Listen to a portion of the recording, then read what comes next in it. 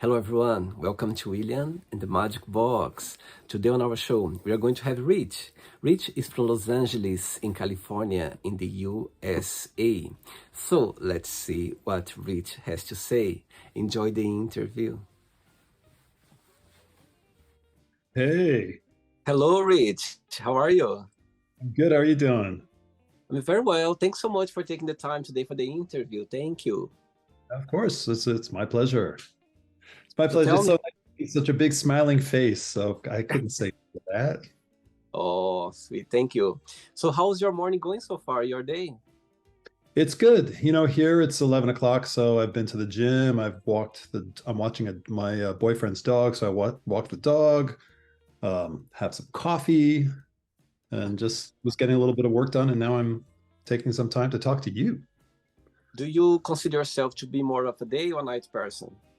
Oh, day. I love getting up at the morning when no one else is up, like like 5 a.m. And I used to get to the gym at 5 a.m. Now I'm a little bit more of a slacker. I get to try to get to the gym by 6 or 6:30. Um, but yeah, Actually, I was at the gym today at 5 a.m. I was in the gym today, actually. You're saying that's funny. it's nice. It's because it's quiet. I'm the type of person who appreciates the you wake up later in the day and everybody's up and life is just happening, and you're waking up into sort of this boom, where if you wake up in the early morning, you're sort of waking up and the world is still asleep and the world is just beginning to wake up as well, and there's more of a peaceful re-entry into consciousness versus like la.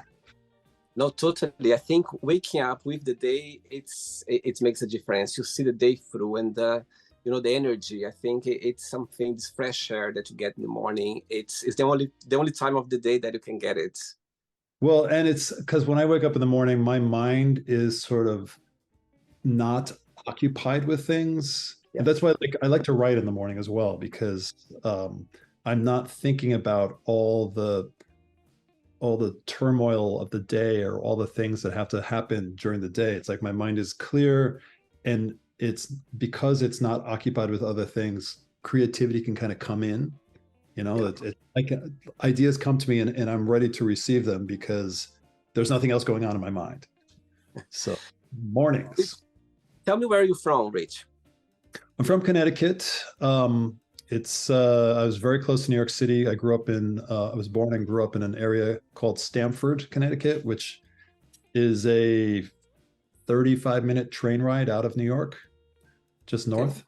So and it was very it wasn't a small town. The population was 100,000 back then, but it was very suburban. Lots of um, ponds and streams and fields and things you could find to play in as a kid, which was nice.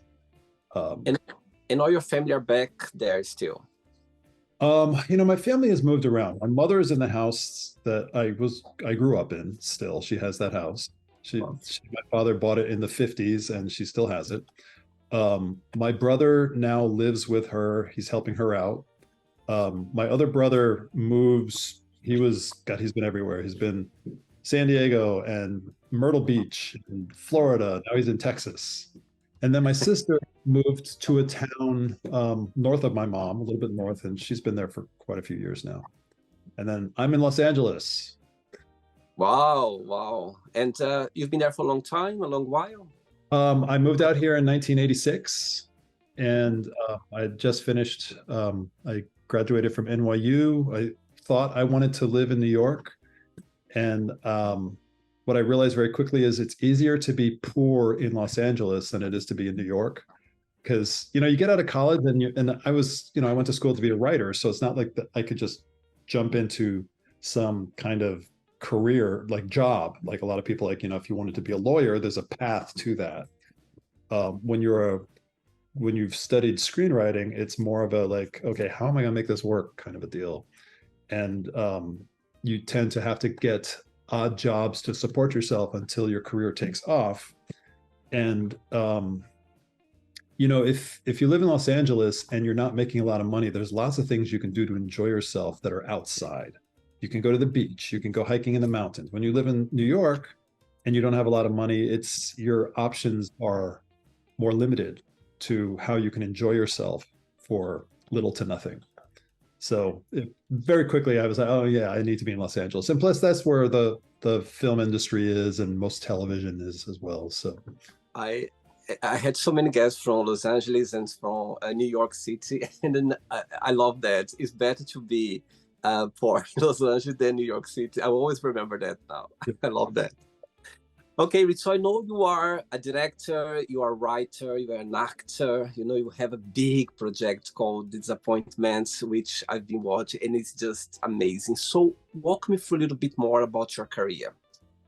okay, How everything started. it okay. So let's see. I got my degree.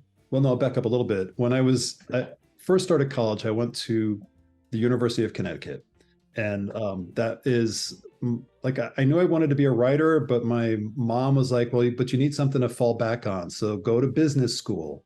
So I was going to business school, whatever that meant. I was learning business, um, taking courses like statistics and just horrible. My brain doesn't work that way. Like numbers, forget it. Like it doesn't. So I took a creative writing course on the side, and all the kids, like 18, 19 year olds, and they're all writing poetry. And on the whole, 18 and 19-year-olds writing poetry, it's terrible. And to sit in the class and hearing these kids reading their poetry, and it's like, I don't want to hear it, and I don't want to do it. I don't want to write that. And the teacher was like, well, what do you want to write? And I said, well, I love movies and I love TV, and I'd like to write a movie script. And Mhm. I didn't know how to do it, and she didn't know how to do it.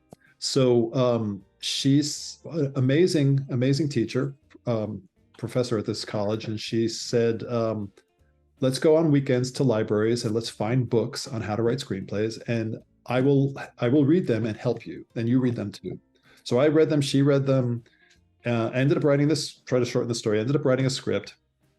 Um, and I moved from the local branch of the university up to the main branch and started this screenwriting course on this main branch. And the first day at the course, everybody had read everybody's scripts, and mine was the first one that we discussed.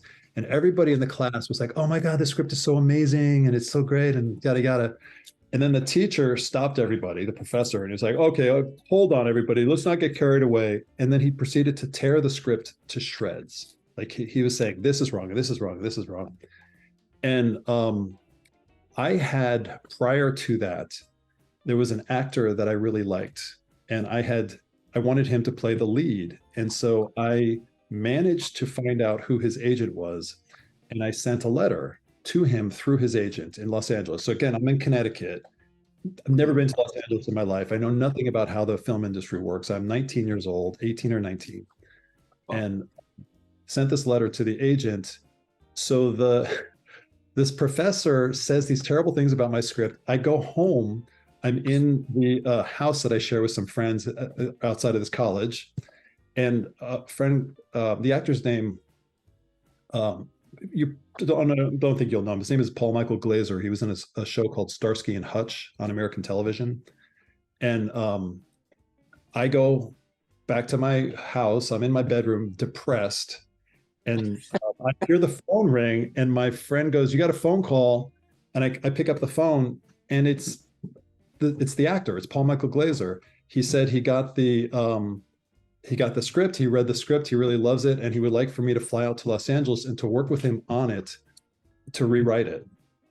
And so I went in the next day to the professor, and he's, it's like he's sitting at this desk. All these students are sitting there in his office waiting to like sit at the chair next to him so he could discuss whatever they want to discuss. And I walk in and I said, "Hey, listen, I just want to let you know I'm dropping out of school." And he goes, "No, you can't drop out of school. It's just, you got to get used to getting bad criticism. And like, this is what happens." I said, "Oh no, that's not the reason I'm dropping out of school. My script was just optioned and I'm flying to Los Angeles to rewrite it. Bye." Oh my God, what a story. That was, Wow. that was funny. So it went from that to, I went out and rewrote it, and nothing came of it, but I came back east. Um, I enrolled at NYU, and I took screenwriting courses at NYU. And then once I graduated, and once I realized I didn't want to be poor in New York, I'd rather be poor in Los Angeles. Moved out to LA and eventually got a job first as a messenger for an entertainment company back when scripts, physical scripts, literally needed to be taken from the studio to an actor's house. Wow. Right before the internet. Like now it's like you push a button and electronically you get the script. But this is Wow. like you had to sit in your car and drive across Los Angeles through all the traffic. My Um, God. that was my first job, and then I got a job working as an assistant to a producer. And then I wrote a script that I entered into a competition that the Motion Picture Academy, the Academy Awards organization, puts on, and it did really well in this competition, and it ended up getting me an agent. And from there, it was I write. I often write like dark stories, like dark comedies, dark drama, and something about how I write for some reason attracted animation people. And so I ended up getting a job working for an animated, writing an animated movie for Disney. And they never made it, but that began this whole thing of like, then I was working on, I was hired as a staff writer at Disney to write animated movies, sequels that went direct to video. Um, and then that eventually I was on a show called Spirit that's on Netflix, which is a DreamWorks thing. I created something that Netflix picked up for 2 seasons that hasn't come out yet. I wrote some TV movies that got made. So it's not been a steady career. It's been like, really good and then dry for 2 years, really good and then dry for a year. And it's like up and down. And one of the frustrating things in the process is like, I write something and everybody loves the script, but then in the process of producing it, the director makes some changes, like changes happen. And some of them are for financial reasons. Some of them are for various bad creative decisions. And I've never, ever been happy with anything that I've written that's been made. I've never felt like, yes, that's what I wrote. It's always felt like a little bit of a letdown, which is why I finally decided I'm going to make my own show. Mhm. That's how the disappointments became sort of like a thing that I wanted to do. Amazing. Okay, so through the journey, I'm going to explore a little bit more about your life, about your projects, and about your point of views as well, okay? Okay. Rich, are you ready to go on a beautiful journey through your memories in life and share your point of views? Absolutely. Amazing. Welcome to William and the Magic Box. So I've got here my best.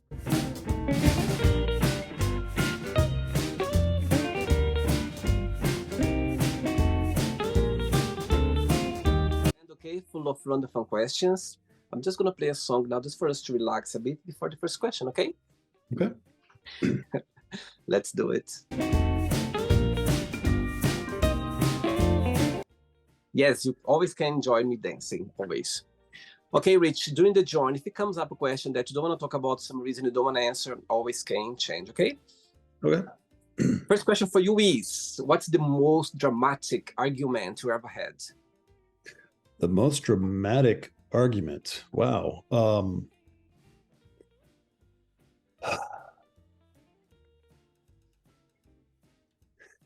This is going to be sort of a boring answer.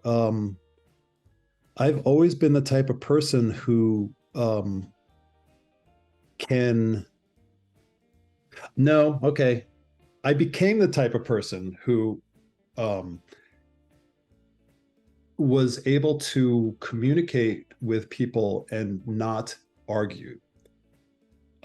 However, there was a very dramatic argument that I had going back to the script that I mentioned that was in the Academy competition. That was in collaboration with a friend of mine. I wrote the script, but he initially came to me and said, "Hey, I'd love to work with you, and I want to write a play."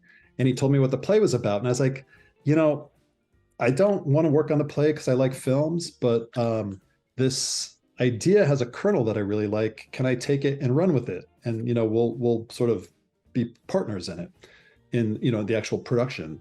And he said yes, and I wrote it, and it did really well in the competition. And then, long story short, he eventually he was somebody who at the time had no experience directing films, but he decided that he wanted to direct it, and that basically kind of killed the project.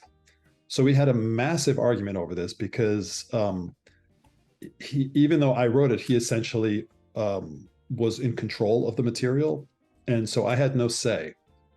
And it was it would have been a beautiful movie, and it was like one of the best scripts I've ever written, and it just made me so angry. And I was on the street just railing at him about this. And finally, just we went our separate ways, um, and we didn't talk for 23 years. And I mean, it was huge, and I was so resentful about it because I felt like my career could have gone in a different trajectory had he backed off, because we had a big name director who wanted to direct it, and he wouldn't let that director direct it, and so the movie never got made. And yeah, so it was tough. And but cut to, I mean, what I really the thing about this story is it was the loss of a friendship of somebody I really loved. 23 years later, I'm about to make the first season of The Disappointments, and the actor who was supposed to play this one part, one of the main characters, one of the three main friends, had it didn't work out. He had to step back, and we were going to be shooting in 2 weeks, and I was like, what am I going to do? And then this person popped into my head, and I thought, he's perfect. And so I sent an email to, I didn't even know how to get in touch with him, but I figured out how to get in touch with his husband. So I sent an email to his husband, and the person is Getty Watanabe, who is in The Disappointments. He plays Gary. And I wrote to Getty's husband, John, and I said, look, Getty and I haven't talked for 23 years. But I feel like that's all water under the bridge. I've got this part. I'm making this project. I would love for him to be a part of it. Do you think he would be interested? I hit send. An hour later, the phone rang, and it was Getty, and it was beautiful. Like we just got right into it creatively. We were creating together. We made the show together, and we said, at some point we need to sit down and talk about what happened. So we went out, when the show was done, we went out for lunch. We sat down, and we just said, so is there anything you want to say about it? And he's like, no. And I said, me neither. Like, everything is fine now. Everything is healed. So it went from this massively contentious, rageful thing for me. I was so angry, to this peaceful resolution and beautiful, it's all come full circle, and it's just love now. So. Wow. I'm so glad this question came up to you. My goodness, it's such an amazing, it's life, life lessons. Sometimes, out of nowhere, he just popped to your head. You're like, my God. And somehow life connected you again. Yeah. Beautiful. It was, I feel like it was destiny that this other actor would fall out in order for this healing to happen, because every once in a while I would think of him before this healing, and I would still have, even though I didn't like dwell on it, I would just sort of have this little like, I know yeah, that's gone. Like, I'm not angry at all. It's not Ellie anymore. Yeah, not Ellie. No, exactly. Next question. Hey, Rich, next question is, what does love mean to you? What does love mean to you? Oh, these are deep. Deep questions. I like it. Love to me means do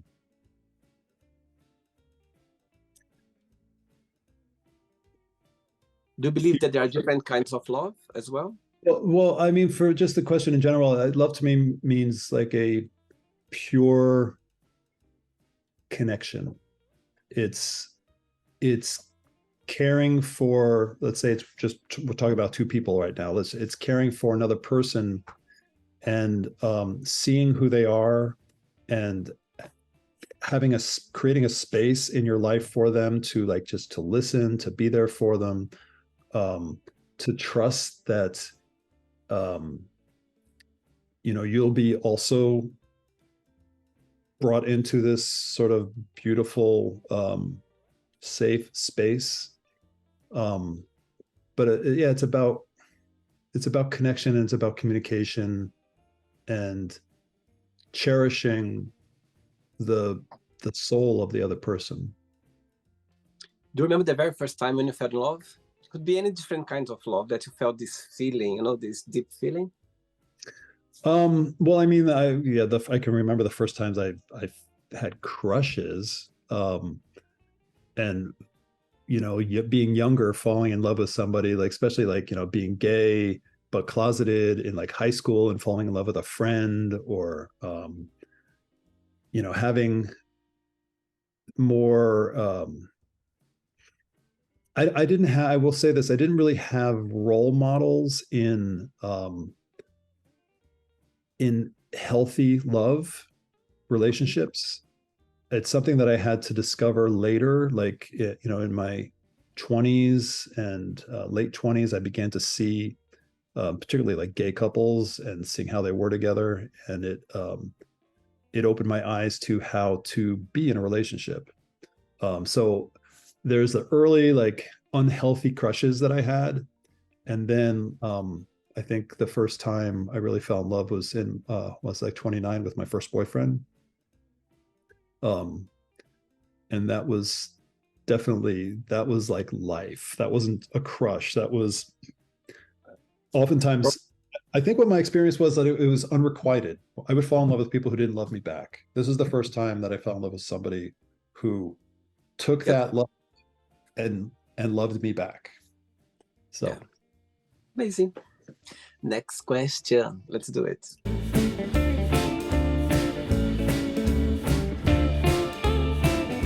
Right. So before the next question, let's talk about disappointments. This big project. Tell me, when was the moment that it was born in your mind, for you, when it started, when the idea came along, the very first thought about the project started, and tell me how has been the journey so far.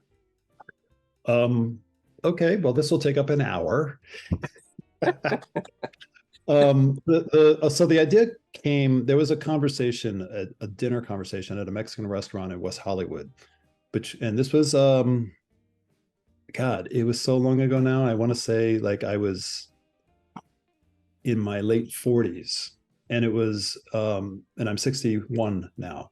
So it was me and James Campbell, who's in The Disappointments, another couple friends of ours, and we were talking about people we knew recently within the last 9 months who are our peers who had committed suicide. And this phenomenon of gay men reaching a certain age and looking at their lives and kind of giving up. And a lot of times it had drugs were involved, alcohol was involved, or like deep depression. So it wasn't just like some healthy person saying, I'm not happy with my life, ending it. It was people who had substance abuse problems or depression. But still, we were thinking like, what leads those people into these places? So there was these people who were ending their lives, but there were also, part of the conversation became about how there are people who, instead of getting depressed about like their career not going the way they want it to go, or aspects of their lives not going the way they want to go, in their late 40s, reinventing themselves and going to school and becoming therapists or a real estate agent, and then prospering in these new directions. So specifically, it's like, let's say an actor. One of those people, they were an actor who their career wasn't going the way they wanted it to go, and they just became more and more depressed and started drinking and taking drugs, and then unfortunately took their lives. And then we have other friends who, like another actor whose career didn't take off, and he went to school and became a therapist, and he's really prospering now. So we were like looking at, there are people who do that, there are people who end their lives, but then there are also people who are in that age and their career hasn't taken off, and they keep trying to make it happen no matter what. And that was just an interesting concept to me, and I thought, there's something here. And so that eventually, I set it aside, and then I started, working on some projects and being disappointed how they turned out. And then finally, I had this one job in particular that I really wasn't happy how it turned out. And so I sat down and I was like, okay, I want to write that story that I was talking about 15 years earlier. And I thought I would write it as a TV pilot. And I did. I wrote a half-hour script and showed it to friends, and everybody loved it. But I kind of intrinsically knew that this was a script about three gay men in their 50s, late 50s, and who's going to want to buy this? Like, what network is going to put this show on? And then I went to see my friend Chuck, who is in The Disappointment season 1. He plays a real estate agent. In season 2, he's a main character. I bring him back. But he was in a web series called The New 30, which is a really great show. I didn't know it at the time at all. So he said to me, hey, do you want to go with me to the premiere of this web series I was in, called The New 30? And I thought, oh my God, a gay web series. It sounds so tragic. I don't want to go. I had seen a couple of gay web series, and they're just like, to me, it was low production value, which is fine, but it was also the subject matter always tended to be kind of cliche, and it just didn't impress me. So I said to Chuck, okay, I'll go with you to support you. Let's sit by the exit after your episode plays, let's leave. So we get there, we're in this theater, the first episode starts. He's not in it until the third episode, but the first episode starts, and from the moment it starts, I was like, this is so good. So it was playing on this movie screen, and the production values were great, the writing was great, the acting was great. And Chuck's episode comes, and he goes, well, do you want to leave? I was like, no, let's stay. So we stayed for the whole thing. And then afterwards, I looked for the director, and he was very kind and spoke to me. And he said that he had shot it for, I forget what the budget was, like for $30,000. He raised the money on Kickstarter.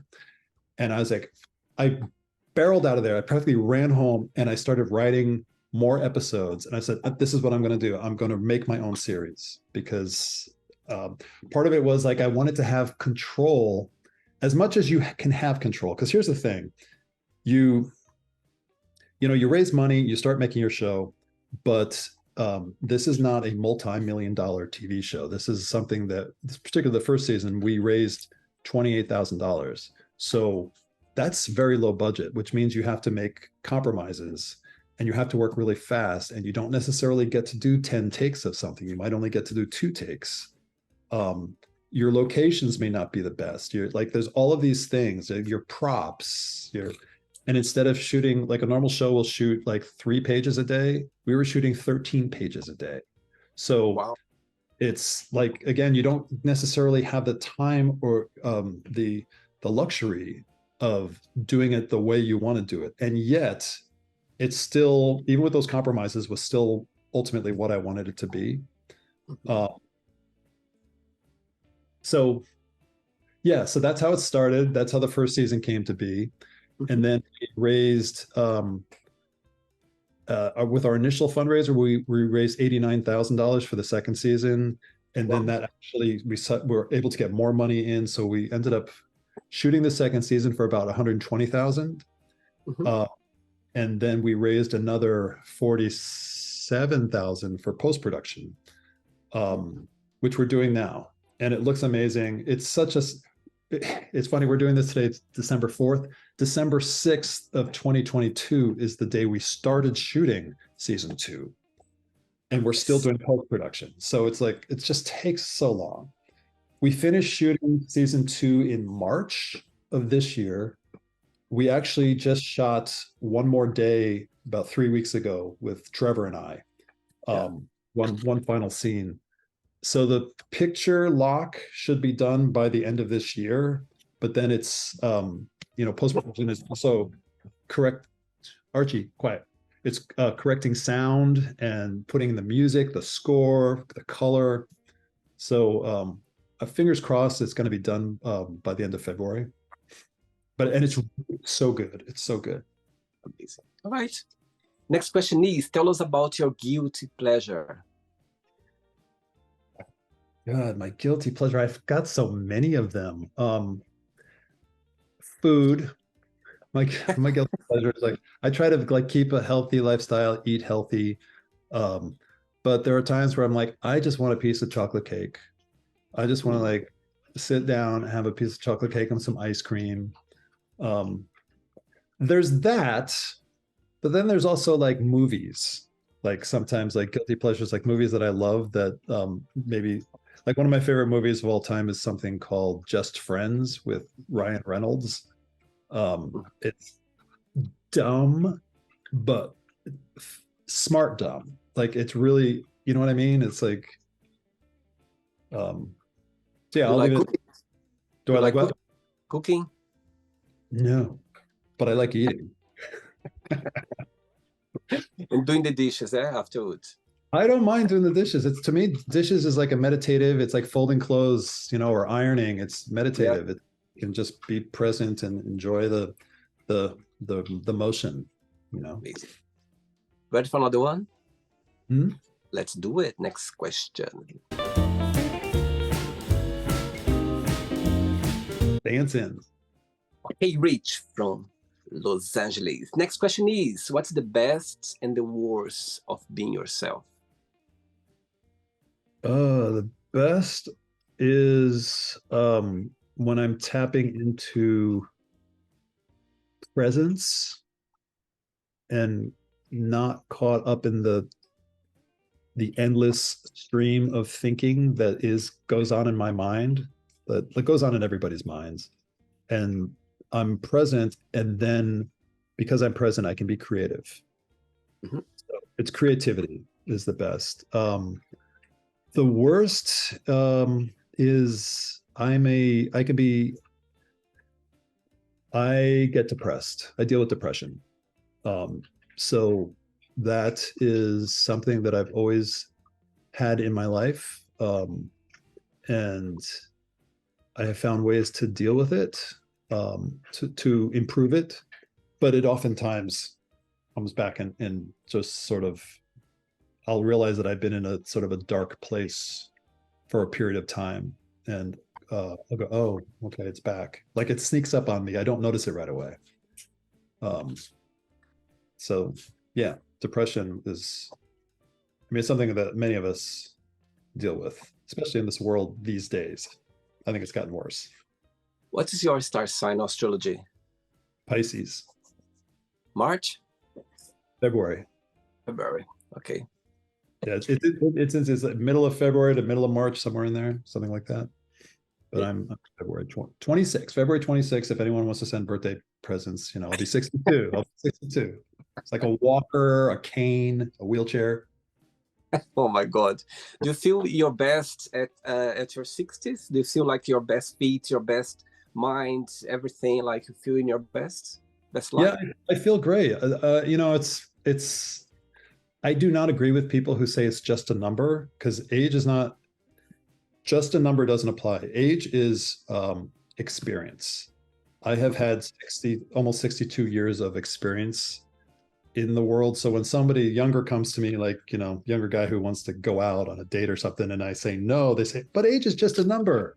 Like, no, I've had twice the life experience you have, and you're going through some things that I don't even want to deal with. I dealt with in my 30s, and ew, no, thank you. So, but anyway, yeah, no, I feel great, Amazing. I have 3 questions left. Let's do it.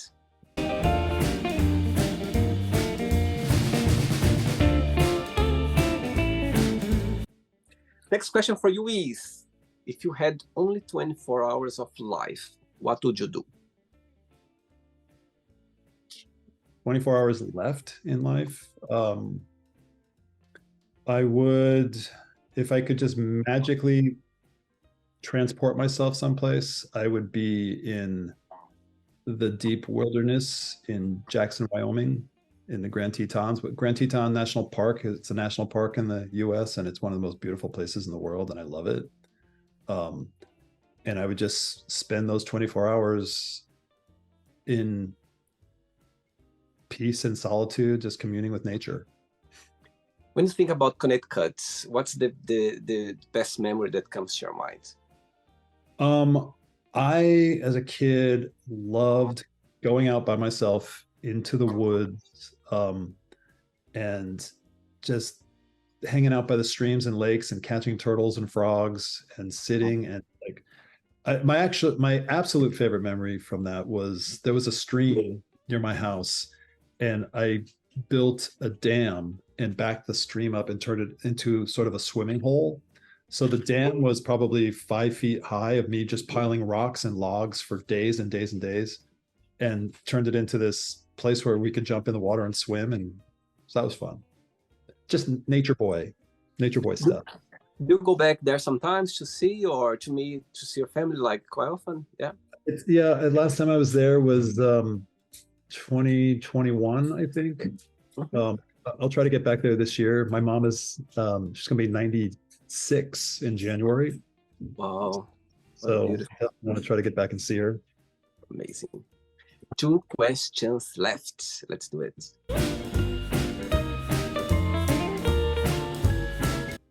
Okay, before the next question, let's pretend now you're gonna start a project. Yeah, like a new project just came along here for you. You're writing a new project, and you have the biggest budgets. Yeah, you can choose in this project. You can choose anyone to play your dad, anyone to play your mom, anyone to play your romantic lover, yeah, or romantic partner, and also you can collaborate with any director in the world to work together with you to put everything together. So tell me who those people would be.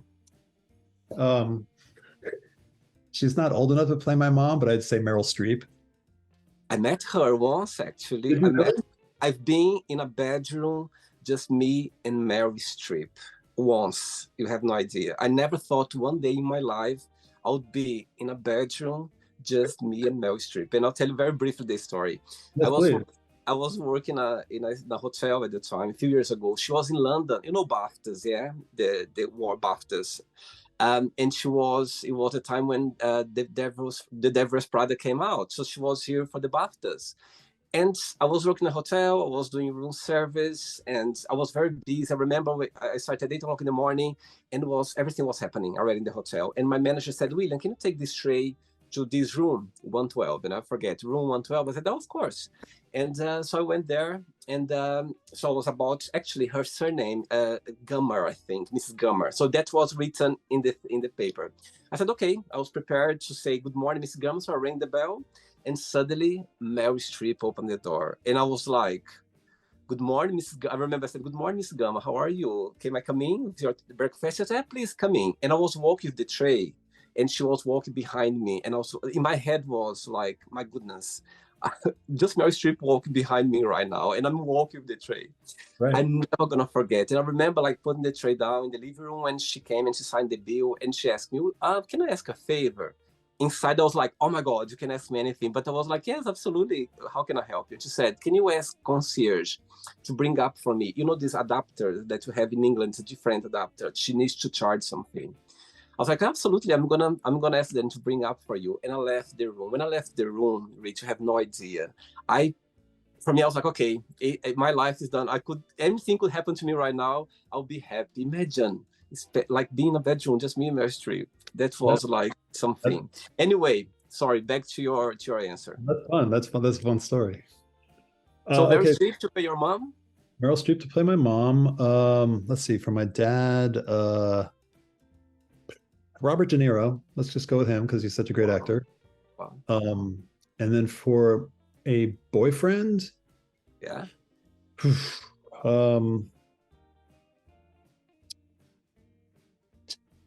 There's so many actors that I like. Jeffrey Dean Morgan. Jeffrey Dean, you know who he is? No, actually, I'm not familiar. Jeffrey, do you by chance see The Walking Dead? Yes, yes. I Yeah, know that. he plays a character called Negan, Hmm. who's like a yeah, he's been. I'm trying to think what movies he's been in. It's kind of a toss up. Like it, let's say it's him, or if in my movie I'm actually involved in a throuple, it'd be him and John Hamm. And I love that. And the director or the producer to work together with you. the director, gosh, the thing is, I'm trying to think like, what would the movie be? Would it be like a action movie? Would it be a comedy, a romance? One of my favorite movies, because I'm such a sap. There's two. Okay, what's his name? I'm gonna go with I'm blanking on his name, but the director of Ang Lee. Mhm. Ang Lee directed one of my favorite all-time movies, which is Sense and Sensibility, which was written by Emma Thompson. She won an Academy Award for the script. It's one of I love that movie. The other director I was trying to think of is the director of Notting Hill, which is a movie I also love. Julia Roberts and Hugh Grant. Amazing. Okay. Next question is, what has been the lowest and the happiest point of your life so far? Uh, the happiest point, and it's been ongoing, is everything related to making the disappointments. Um, being I remember being on the set the first season, and like, I wrote the scripts, I got the money through fundraising, through amazing people, just total strangers from around the world who were contributing through social media, through crowdsource funding. Just beautiful. Thank you. If any of you are watching, thank you for contributing to the show. But being on the set, and the crews running around, they're doing something. The props people are doing the makeup and wardrobe, and actors are all moving around doing stuff. And I just stopped and I said, to just a little voice in my head said, take this in. Just take it all in. Like, remember, you were sitting down by yourself, writing words on a page, and now this is happening. And Wow. that has grown from that moment to being on stage. I had the good fortune to be awarded something called the Humanitas Prize for season one, for the writing of season one. And I got to be on stage and make a speech, and that's posted on my Instagram. Um, and going to season two and looking at the episodes now, like, I'm just very happy. Like, we've raised the bar. My acting is better, which is because you called me an actor in the beginning of this. I'm not. I've never acted in my life. I took the role in The Disappointments because there's a couple of actors I was going after for it, and we cast, even tried to go beyond that, but I didn't like anybody. I found three that I liked, but none of them would do it because there was no money. It's a SAG, Screen Actors Guild contract that defers salary until the show makes money. I see. So anyway, it's all about the disappointments. The low, I would say the lowest points in my life. I've had two dogs in my life that I've loved deeply. I've had three dogs actually, but two of them as an adult. Um, Living in Provincetown. I lived in Provincetown for 6 years. That's another story. I was gone from Los Angeles from 2007 to 2013. I was in Provincetown. I had a dog there who I just loved. And when he passed away, it was devastating. And I had a dog before him named Phoebe. And she had cancer, and it was this long process. And then it was time to let her go, to euthanize her. And it's very, very painful, and so painful. In fact, that's why I moved to Provincetown. I just had to get out of Los Angeles. Wow. So there's just something so pure about animals. And for me in particular, like, I find they give me so much of they give me an ability to connect to a part of myself that is easier to connect with an animal than it is with a person. because with people and you have an interaction with them, it's complicated because you both want something. An animal is just, a dog in particular is just pure love, and they reflect that back to you.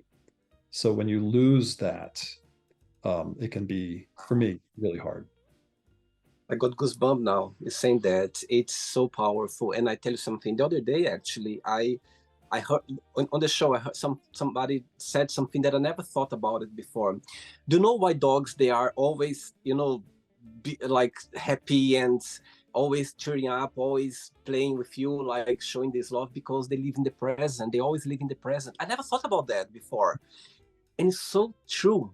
It's so true. That's why.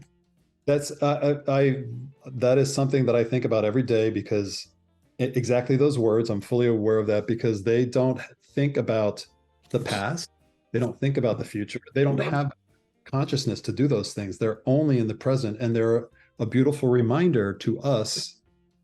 And when I talk about like the pure love thing, pure love exists in the present moment. It doesn't exist in the past, and it doesn't exist in the future. It's only in the interaction that's happening in the moment. And so you're getting that from dogs. Less so cats. Cats aren't loving. Cats are mean, but dogs, you know, sorry, Cats, cat.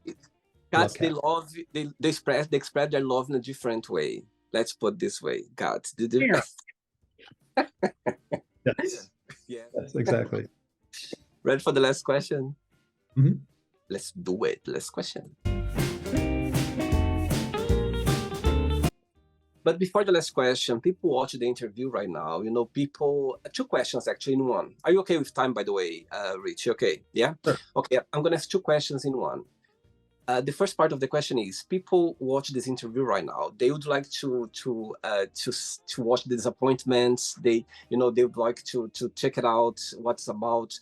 Um, what what they're gonna expect? What's for you, like? Okay, that's something that the disappointment they're gonna enjoy. What's the biggest thing about the project? And the second part of the question is: when the same people, like people who watched already, or people who's gonna watch, or people watching right now, for you, what would you like them to take with them, for their personal life or for their life overall? What's something that you'd like them to take with them?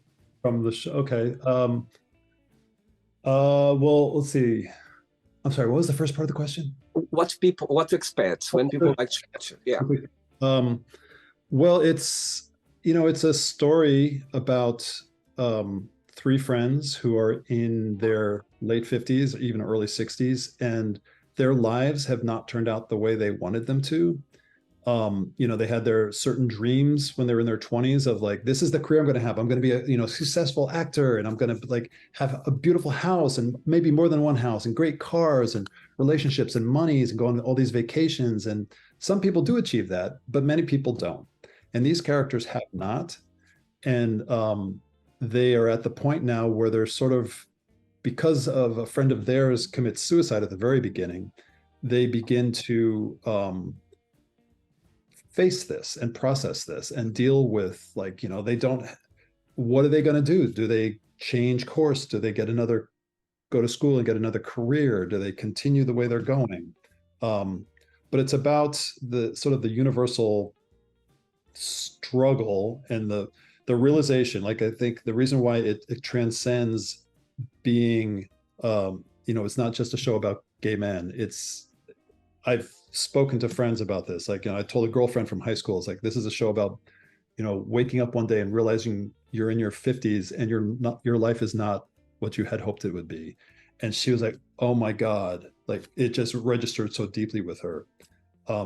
But it's also a comedy. So we deal with all of it with a sense of humor. And, the characters go through a lot of humiliation that we, the audience, relate to and laugh. But as far as like what people I'd want them to take away from it is that the two things. One is the core of the show is this tight, lifelong friendship that these three men have, and that just to always remember, you've got your friends, and invest in that. And community is everything. And if you don't have those friends, well, you can. like develop friendships. But the other one is, you know, despite it all, I think there's hope. You know, like maybe something won't turn out the way you want it to, but you can still find a way to not just even survive, to thrive. It's just a matter of you know, shifting. You had mentioned to me, and I won't go into it yet because you mentioned something about having a quote, but the quote is almost sneaking in here because it's this quote that I sort of try to live by. And it's that no matter what your circumstances are, it's your mindset around those circumstances that dictate whether they're going to be good circumstances or bad circumstances. You have the control over that. Amazing. Okay, nice one. Next question is, who would you swap lives with for a day if you could? That's a interesting question.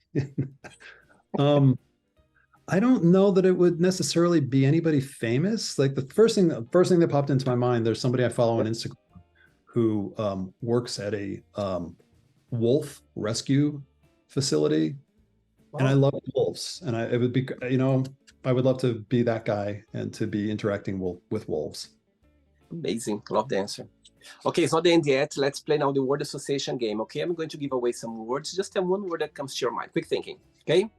Okay. One word for family. Vacation. Money. Money. Vacation. Let's see. I'll get better. Keep going. Fear. Fear. Overcome. Life. Love. Religion. No, thank you. Sex. Yes, thank you. Love. Love? Yeah.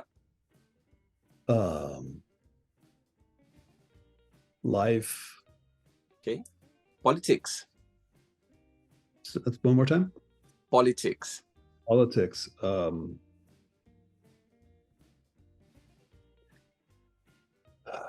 Peace. One word for life. Another word for life? Oh, did I say already life before? Got confused. I think you did. Yeah. Well, okay. It's not. Yeah, because I think I said love. Okay. You're right. Good. You're in the moment for sure. You're in the moment for sure. One word for desire.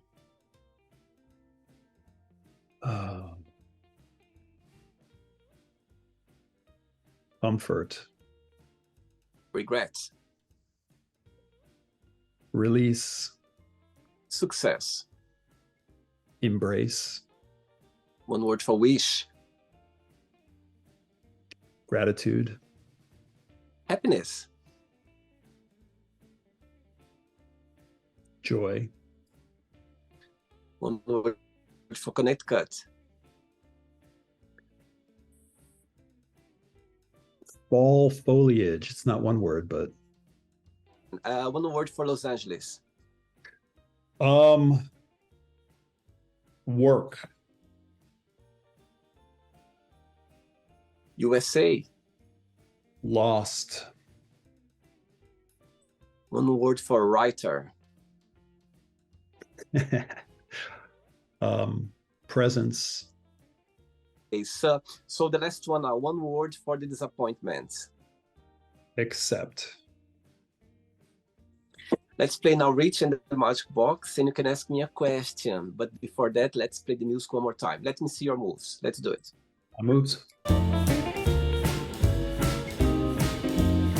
All right. You can ask me a question now. What brings you joy? Wow, what a beautiful question. Okay, I'm going to answer this question two ways. The first way that came to my mind right now is waking up every single morning.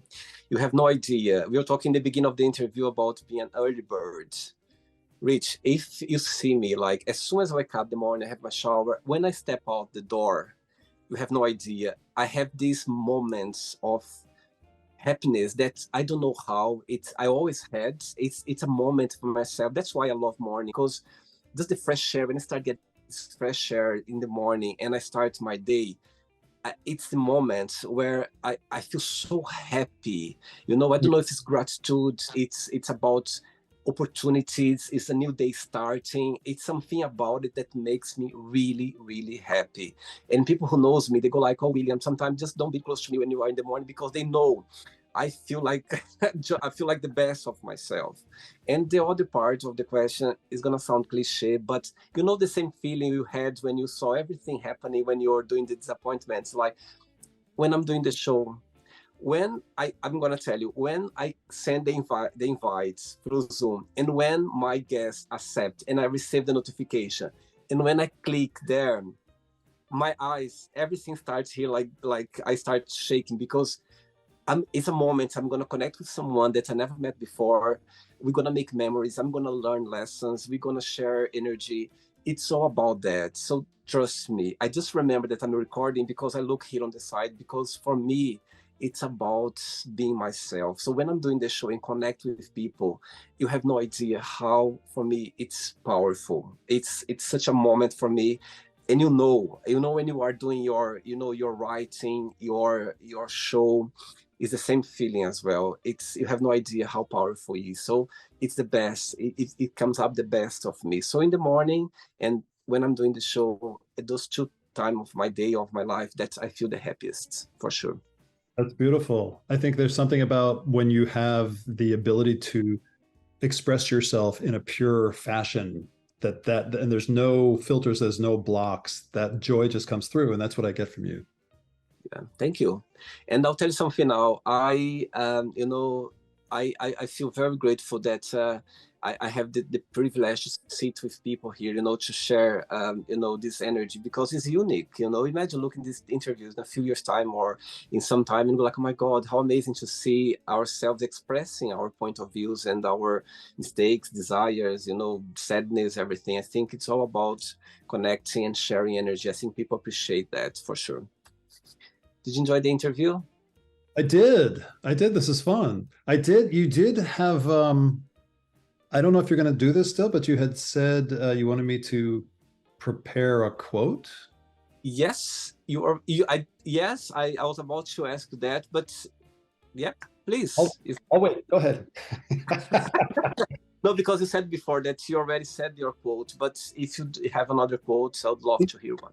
It's actually the actual quote. So I was giving the sort of the what it is about the quote that resonates with me and what it means to me. The actual quote, I love the fact that this is from Shakespeare because it's one of the most spiritual things I've ever heard, and it's so succinct. And it's from Hamlet. I think it's Act Two, Scene Two, and it's um, I actually wrote it down to make sure I got it word for word right. There is nothing either good or bad, but thinking makes it so. So, in other words, if you were to step outside and it's raining and you're like, oh, damn it, the rain is not bad. You just made it bad. Anything like you have a bad experience with, go back to something that I said when I was talking about this rageful moment I had with my friend that ended our friendship for 23 years. Um, my interpretation of what he did is why it was bad. What he did wasn't bad. It was just, he wanted to direct the film. My interpretation of it was that was a bad thing. Wow. And that created 23 years of no communication. And you could just, everything you look at in life, everything that you're sitting in your car and you're driving, and I don't know if you have a car because London, I don't know if what it, but Los Angeles, you have to have a car. So you're sitting in your car driving and traffic is so bad, you can get really mad and yell at the people and just be frustrated. But that's the traffic jam is not bad. Your interpretation of the traffic jam makes it bad. So I think that's great. And then the other thing is just less of a quote, but just wanted something to share because I really love that I've started this practice.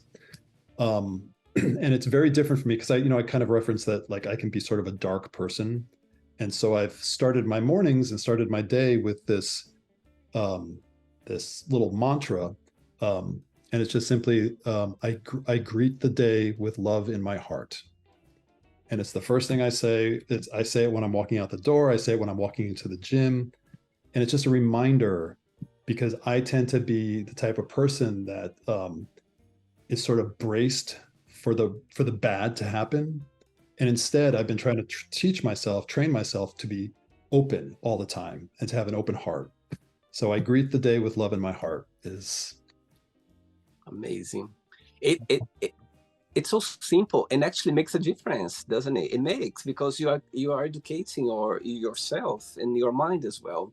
I remember once as well in London, I saw on one of the tube station, I saw a quote. It says there, I never forget, it says, do you want to change your life? Do you want to be in a better mood? Do you want to, and I was like, just smile in the mirror every single morning and it's going to make a difference.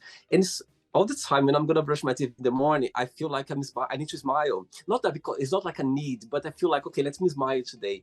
And actually, it's a way for you to remember yourself, to smile, to be positive, or to bring this good energy for yourself. And it does make a difference. As you're doing this thing every morning, it makes a difference. So yeah. And it's raining outside, just learn how to dance in the rain. Exactly. Or sing. Thank you so much for the interview. It was a pleasure. And you keep in touch, okay? It was a pleasure. Yeah, it was my pleasure too. Yeah, thank you so much for reaching out. This is fun. Thanks so much. Okay, enjoy your day. Bye-bye. Bye. Take care. Bye-bye. So, did you like the show? Don't forget to give a like, to share it, and also don't forget to subscribe to the channel. And if you'd like to be part of the show as well, first, subscribe to our channel, and after that, just go to our website, www.williamandthemagicbox.com, and send us a request saying why would you like to be part of the show. And I see you there. Bye bye, see you next time.